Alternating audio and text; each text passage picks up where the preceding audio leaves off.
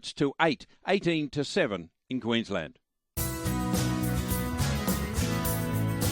Now look, today the doc from Neutrog will diverge from his soil microbiology, which you normally have a chat about, telling us how to disinfect our gardening tools. And yesterday we had a fabulous a practical workshop for our garden clinic. Instead of a garden class, we had a workshop. And it was just so enjoyable. It was great to watch everyone really getting in there and looking after their garden tools. Good morning to you, Doc. Good morning, Graham. Yes, I know you've spoken on many occasions, how easy it is for gardeners to, and even for professional horticulturalists for that matter, to transfer diseases between plants. And that's because, those disease-causing organisms are so small you can't see them. So even if you've wiped down your tools and perhaps given them a bit of oil, the bacteria and the fungi that cause the disease are still there. And on top of this, many of these pathogens then produce these spores, which makes it really easy to spread. For bacteria, these spores are spread by water, insects, and similarly for fungi, water, insects, and even wind can spread it. And, they're really transferred very easily via the tools that you might have been using. So whether it's your secateur or your pruning saw, the problem's really made worse because we often trim off, obviously, the diseased parts of plants, and therefore we almost certainly contaminate the tools.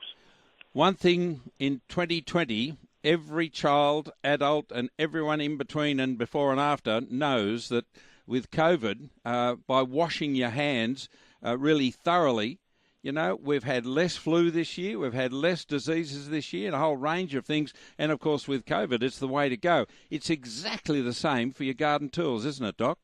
It is. You got these spores, and the spores are really the biggest problem because both the spores of the bacteria and the fungi, they're really resilient and they're designed to allow these organisms to survive these adverse conditions. So they can be dried out, they're often not easily killed by UV light, and they can stand high temperatures, which is one of the reasons you shouldn't be putting that contaminated, pruned, diseased material into your compost because home composts really never get hot enough or long enough to kill those spores. So next time you put out your compost, the spores are still there.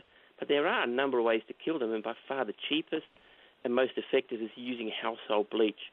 You really just dilute it 1 in 9 in water, and it makes a pretty good solution for killing those spores. But even that solution, which is quite aggressive, it doesn't kill them instantly. So you should really soak your tools for about 30 seconds, especially if there's dirt on them. And you need to make up fresh solution every day. The chlorine from the bleach just isn't stable, so it'll only last for the day that you're using it. Now, I'm just cleaning all of our secateurs at the moment. In fact, I sprayed them with oven cleaner last night, and that'll clear off a lot of the rubbish. I'll get rid of the dirt, and then I'll dunk them in the diluted solution. Household bleach, great way to go, good advice. But what does this have to do with Neutrog and fertilisers? Well, as you know, Graham, prevention is better than cure. So, healthy fertilised plants in a biologically active soil that haven't been starved of nutrients are firstly less likely to get disease, and secondly, they're more likely to recover. Now, I can't swear that in my own garden I don't occasionally have a diseased plant. However, many of them recover, and I put this down to the fact that I have a pretty tight fertiliser regime. I give a little often and at least once a season. So, something like gigantic for my fruit and vegetables or sudden impact for my ornamental conifers and hedges. And, spring is here. It's time for feed, and it reduces the stress and the disease potential on plants. Absolutely. Sudden impact for lawns on your conifers and your hedges, your Maria hedge.